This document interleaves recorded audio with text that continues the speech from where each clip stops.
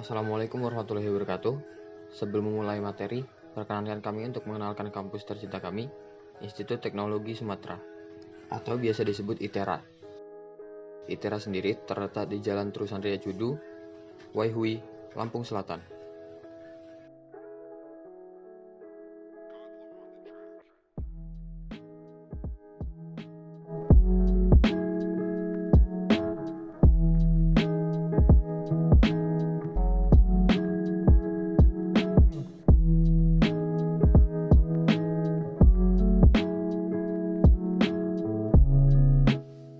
Demikian video profil singkat dari kampus kami. Selanjutnya akan masuk ke materi.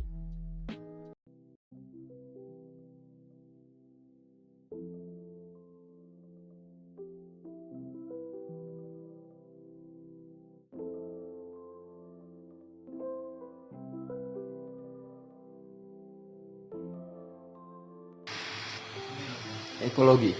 Ekologi adalah ilmu yang mempelajari hubungan timbal balik antara organisme dan lingkungan, baik itu hayati ataupun lingkungan fisik. Spektrum biologi terbagi menjadi komponen biotik berupa gen jaringan sosial organ organisme populasi komunitas, ditambah dengan komponen abiotik berupa energi dan materi yang menjadi biosistem. Secara etimologis, istilah ekologi berasal dari bahasa Yunani, yaitu oikos yang artinya habitat dan logos yang artinya ilmu.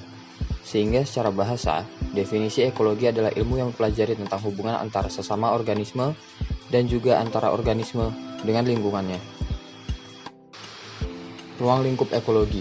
Ekologi mempelajari mengenai interaksi organisme dengan lingkungan hidupnya. Adapun batasan pokok bahasan atau ruang lingkup ekologi, yang pertama yaitu individu. Individu adalah satuan organisme dari setiap jenis atau spesies tertentu. Misalnya seorang manusia, seekor gajah, seekor burung, seekor ikan, dan sebagainya. Yang kedua adalah populasi. Populasi adalah suatu kelompok individu sejenis yang berada di suatu tempat dan waktu tertentu. Misalnya populasi manusia, populasi burung, populasi rumput, dan lain sebagainya. Yang ketiga adalah komunitas. Komunitas adalah suatu kelompok makhluk hidup yang terdiri atas beberapa populasi dan saling berinteraksi satu sama lainnya pada suatu tempat dan waktu tertentu. Misalnya komunitas padang rumput yang di dalamnya terdapat populasi rumput, populasi belalang, populasi burung, populasi ular, dan lainnya. Yang keempat adalah ekosistem. Ekosistem adalah suatu kondisi di mana terjadi hubungan timbal balik dan saling ketergantungan antara makhluk hidup dengan lingkungannya. Misalkan ekosistem hutan, ekosistem pantai, ekosistem laut, dan lain sebagainya.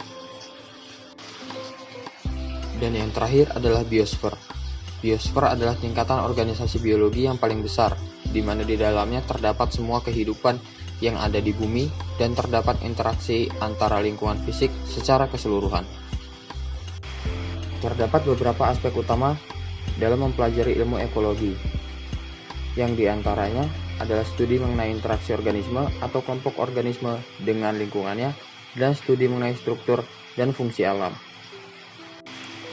Prinsip utama dalam ekologi adalah adanya interaksi, adanya saling ketergantungan, adanya keanekaragaman, adanya keharmonisan, dan adanya kemampuan berkelanjutan. Manfaat ekologi bagi manusia. Yang pertama adalah mengenal keberagaman hayati. Dengan adanya ekologi, maka manusia dapat memahami berbagai makhluk hidup dan hubungannya dengan tempat tinggalnya. Contohnya, bagaimana seekor unta dapat bertahan hidup pada tempat yang bersuhu tinggi, sedangkan penguin bertahan hidup di tempat yang bersuhu dingin. Yang kedua, mengenal perilaku makhluk hidup. Ekologi dapat membantu manusia mengenal perilaku makhluk hidup lainnya yang bermanfaat bagi manusia. Misalnya, sistem sonar kapal selam yang diadaptasi dari hewan kelelawar dan lumba-lumba ternyata bermanfaat bagi manusia untuk menentukan suatu lokasi. Yang ketiga, mengetahui peran manusia terhadap lingkungan. Ekologi dapat membantu manusia untuk mengetahui dampak produk yang dihasilkan manusia terhadap lingkungan. Misalnya produk DDT yang ditujukan untuk memberantas hama ternyata mencemari lingkungan manusia dan organisme lainnya. Yang keempat, memetakan konsumsi pangan. Manusia dapat mengetahui struktur dan skala pangan setiap makhluk hidup. Misalnya, tumbuhan sebagai produsen, hewan herbivora sebagai konsumen tingkat 1, hewan karnivora sebagai konsumen tingkat 2, manusia sebagai konsumen tingkat 3, hewan pengurai, dan hasil penguraian tersebut dikonsumsi oleh produsen sebagai sumber energi. Yang kelima, memecahkan masalah pertanian.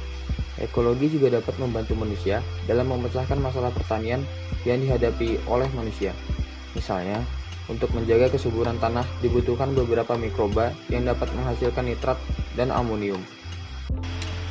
Ekologi terbagi menjadi 3, yaitu autekologi, sinekologi, dan taksonomi. Autekologi mempelajari individu dalam hubungannya dengan lingkungan melalui pendekatan fisiologi.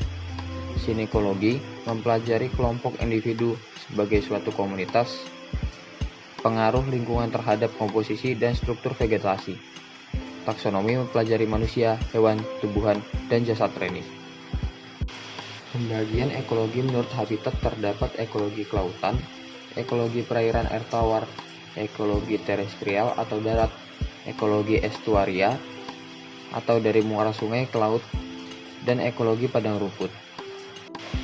Pembagian ekologi berdasarkan jenisnya, yaitu ekologi tumbuhan, ekologi hewan, lebih khusus lagi terdapat ekologi serangga, ekologi burung, dan ekologi ikan. Kemudian terdapat juga ekologi mikroba.